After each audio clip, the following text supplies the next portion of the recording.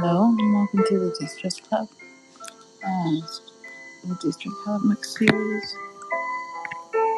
You can find the Destress Hammock Series videos on the Destress Club's YouTube as well, and exclusive videos if you buy me a coffee.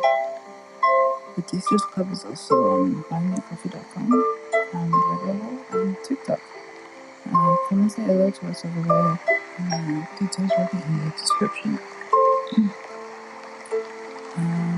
So, we're the Destress Hammock Series. Yeah, this version's like a advanced version. They're outlined, they're not scripted talks or speeches. More like a blog, it's an audio blog podcast. So chit chat in the hammock video about relevant topics, diversity, lifestyle, business,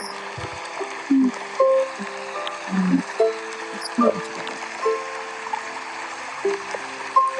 So today I was going to do a video for the series.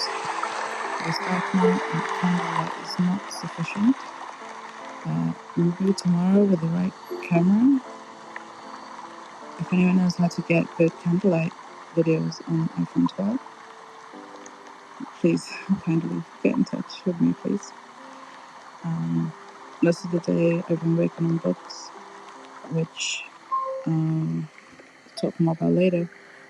Just before that, before I came on to do this podcast, I was in a public speaking and communication group meeting. It's a lovely group, and it was a lovely meeting. And we played some interesting card games, and there's so many more card games and different role play games, just to practice public speaking, improve our communication, and to be more confident with how we are able to use our voices and to express ourselves and connect with others. So that was great. Two of the games I suggested, and then the third, the other activities and games that other people suggested. One was Cards Against Mundanity. Cards Against the Mundane. I think it's Jim Crow. He wrote a book and created card games so that teams could learn to communicate better and be able to improve company performance. Yes, through the use of card games. So we did that at the public speaking group meeting, and we also did mock sales calls or interviews, which is either in like an advertisement scenario, like a video advertisement, or in a meeting someone in person, showing them a car, showing them a product, whether it's a common household product. Like some examples from today's group meeting was a rug, and there was stainless steel shower head, which I did, and I really like it. I think I'm going to record a video and kind of put it on YouTube for people to see my fake shower head commercial. It was called Sunrise, yes. Sunrise stainless steel shower head. Yeah, so I'm not going to spoil that. Look out for it. I'm seriously going to record a video. It's very nice. Yeah, and another one was it's like an interactive board. And there are different prompts for 1 minute talks, and you just click on it and set a timer for 1 minute, and then we kind of took turns. Like somebody would start, they would do a talk, get some feedback, and then they would pick somebody else, and then they would do it. So we kind of just like took turns like that, to keep things simple. And sometimes, if as needed, somebody moderated the activity that we did. Yeah. We also did that interactive activity and game, 1 minute speech, and just general conversation around techniques and analytics and soft skills and social skills and communication and public speaking. So it's a good moment to let you know that I'm doing 30 talks in 30 days, and I got someone to join me, which is wonderful. And I'm thinking of starting a thing now, like to the 30 talks in 30 days, in a private group somewhere, and then like have great gifts and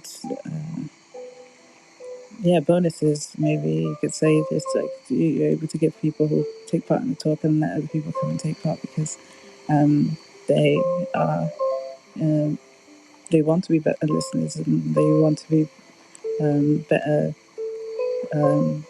in their relationships, and they care, and want to be able to really develop themselves into the best they can be. And before that public speaking event, I was actually doing a coaching session, and the client wanted to reschedule the Coachee. So we ended up having a much shorter session than originally planned, which is okay. And then I can go to the public speaking group meeting earlier. I was able to make the public speaking, more of the public speaking group, as a result of having an earlier finish to the session, which is crazy how it works. It's like maybe I was meant to be at the public speaking meeting group. And I do want to touch on this at this point and just say, in the future I'll probably make a video for like advice for coaches and advice for the coachees, around like coaching sessions and rescheduling and missed appointments and all that, because I've had some experience. And if you are a neurodivergent entrepreneur who is anywhere in the coaching, consulting, mentoring, I'm pretty sure there's a fourth one. I'll get back to it. Counseling, yeah, this one. Anywhere in the service-based side of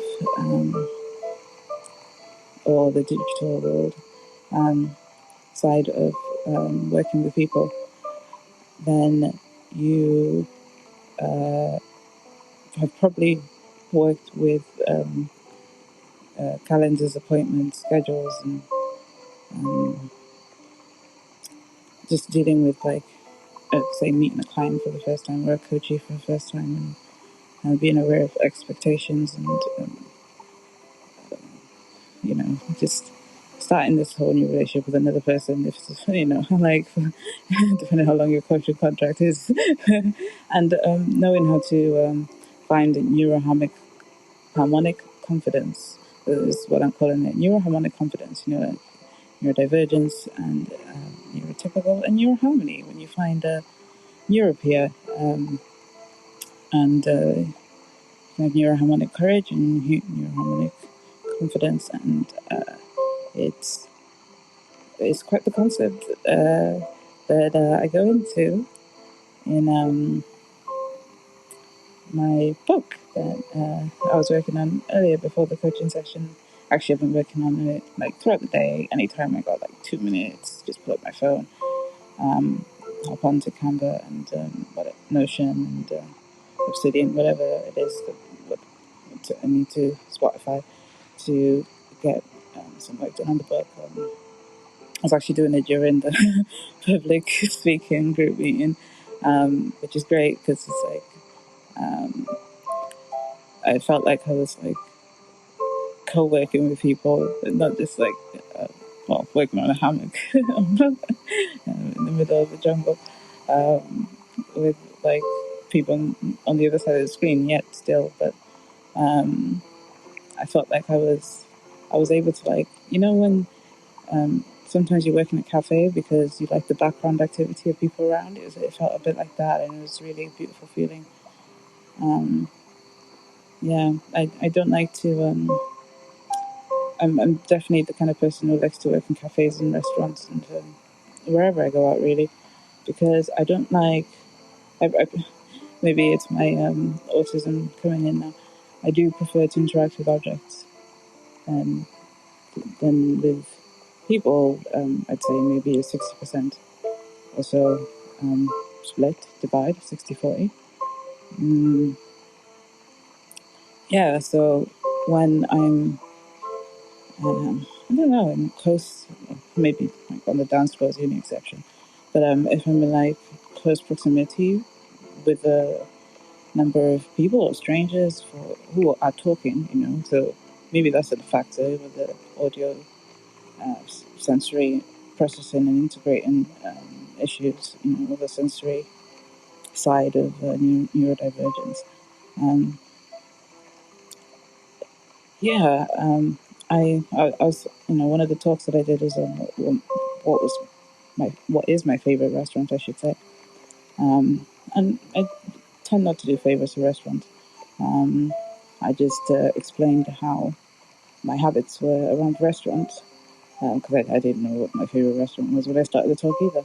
Um, when I go out, I'm like, I only want the steak, the beef, I should say, the patty.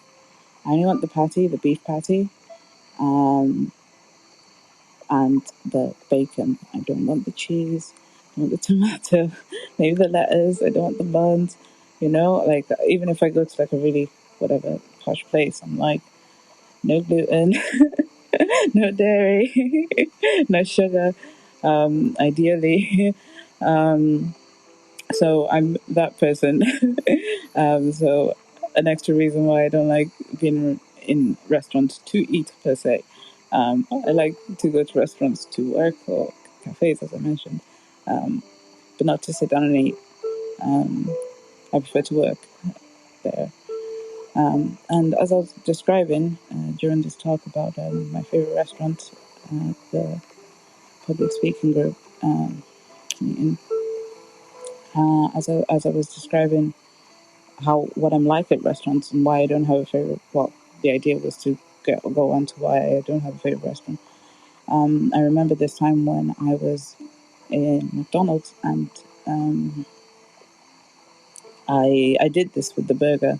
I told him I want like a double or quarter pounder or whatever it's called, but only the patties, which is two patties, and only the bacon, and just like maybe the onions and the salad, but I don't want like any tomatoes, no nightshades, all these foods that I don't, at the time I was carnivore. I was like 100% carnivore. So I think I literally would just go there to get bacon, burger patties. Yeah, so I ended up talking about McDonald's a bit there. I can do it now. Um, it's a good memory to. I wouldn't have remembered the memory unless I was prompted to do so at the public speaking group meeting. Mm, let me just gather my thoughts for a moment.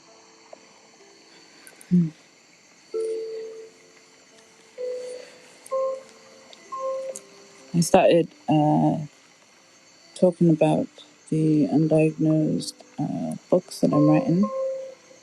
Um, and I love this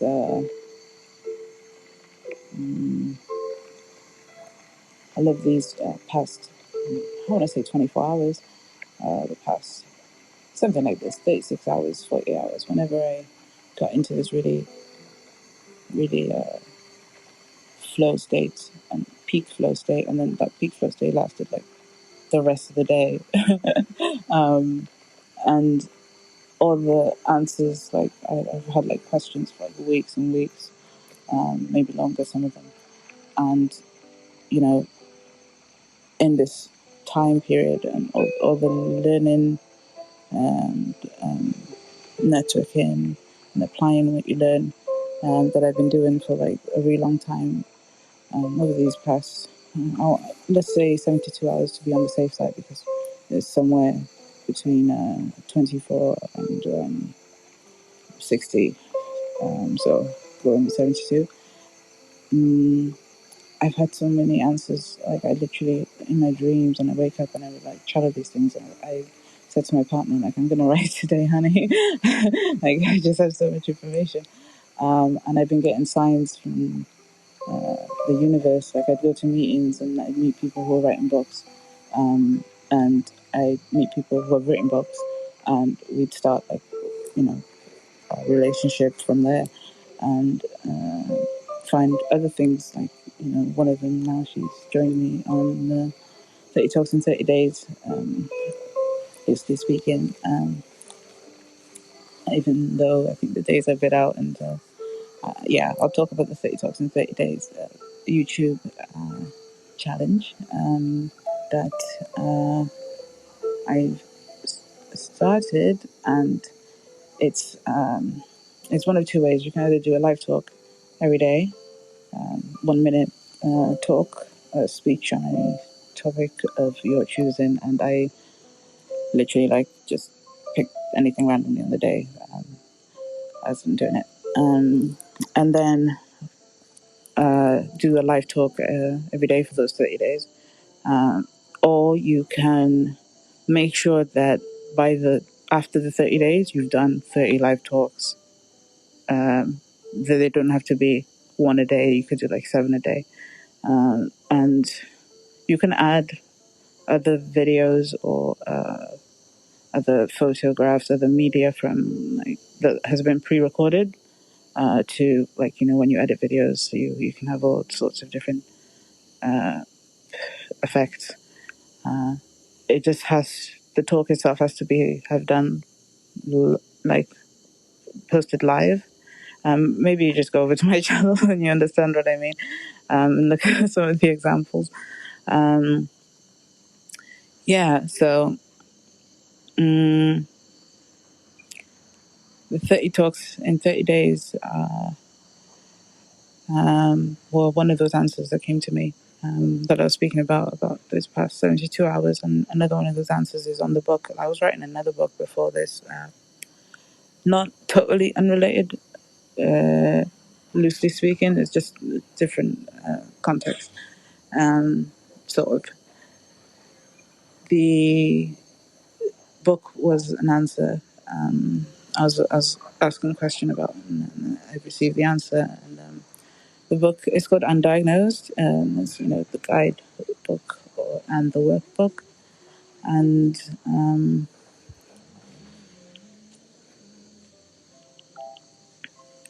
you can.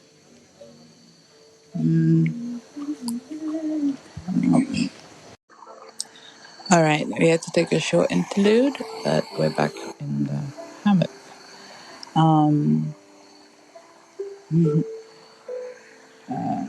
Going back to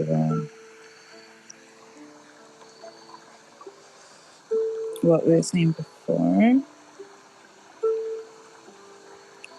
talking about undiagnosed and undiagnosed, the workbook. So it's written as undiagnosed, like question mark, and it's on the reason why I've written undiagnosed is because I have, I know my own journey of going through,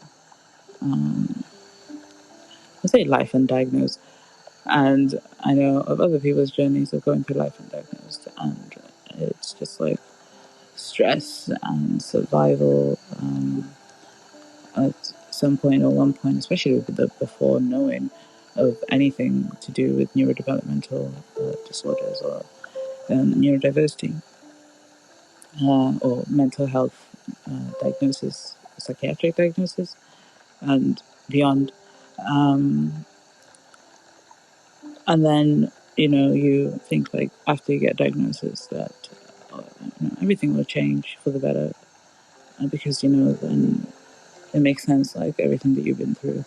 And I could go on about it for a long time, but basically it's just to have a roadmap to go from stress and surviving to empowerment and thriving. And the book has a lot of anecdotes from my life and other people's lives, real life anecdotes, examples, stories, and it's good. It has a lot of formulas. My like for mathematics and formulas and systems. I got to work with that and be able to present that information in that way. It makes me happy. And the workbook is good too. The workbook is like some journal prompts and some questions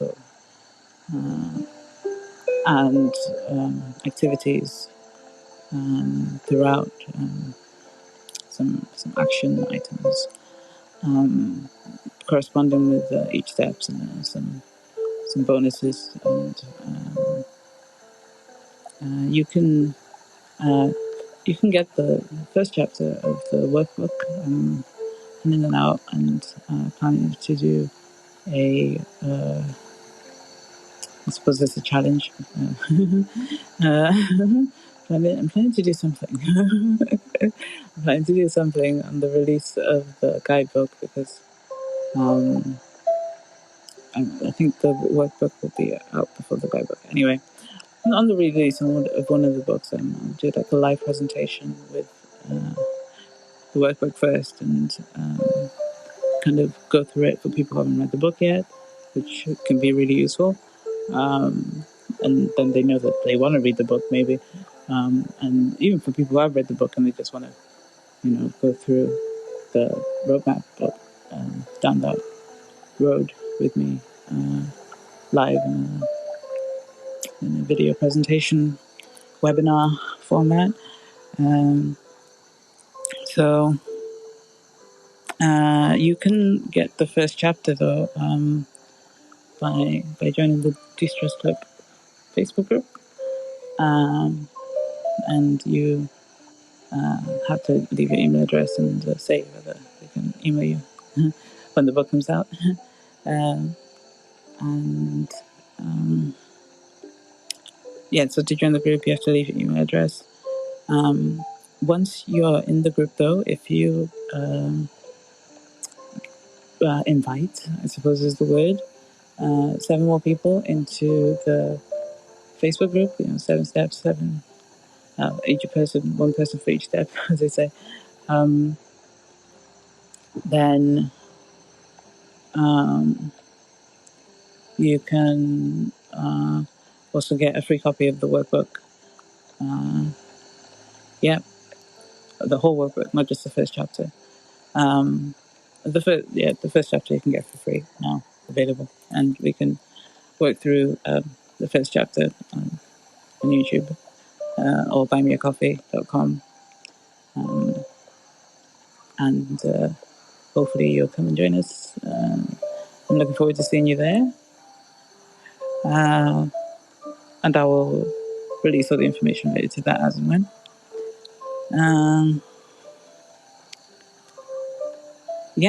So you should grab the first chapter. In fact, if you just email me, like I want the first chapter, then that's fine too. But to get the whole workbook, then you have to So you have to invite 7 people into the Facebook group so we can do it live together. I'm looking forward to that. Um, yeah, and what if now? Roughly the date for release for the workbook. Uh, I have to check. March 15th, if my memory serves me correctly, but I'll double check the calendar and come back, confirm. Yes, March 15th, and then for the guidebook or the main book, the textbook, we're back in school.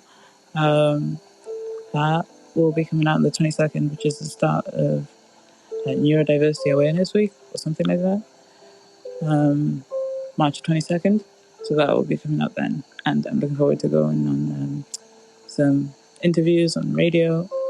Yes. I'm really excited about that. I'm really excited about the book. So I think we're coming towards the end of most of what this roundup has consisted of. And it's nearly time. I'm going to take a Destress Second. If you'd like, you can take them with me. Just take a Destress Second. Take a deep breath. Deep pipe breathing. Into the nose, up the mouth. Feel into the belly. And breathe out all the air.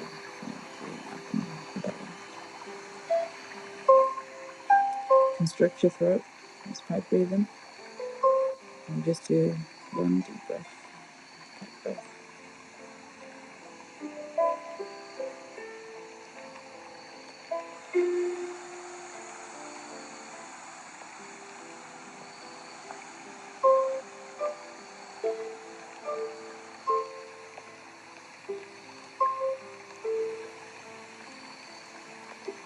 You can spend a little time in silence and just focusing on the breath.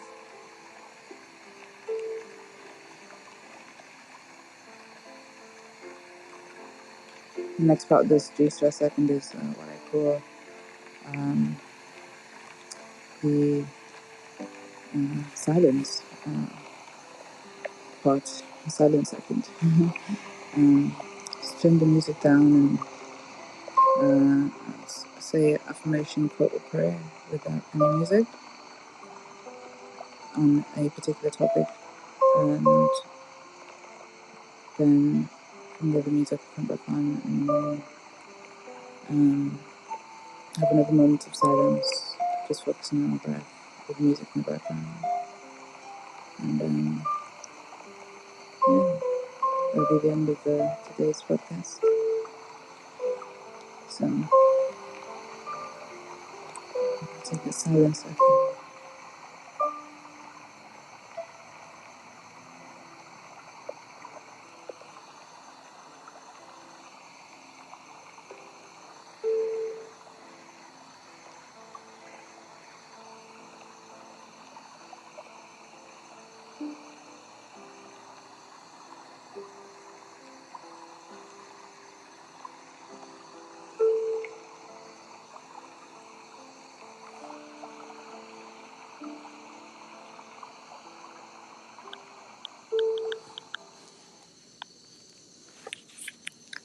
Today we have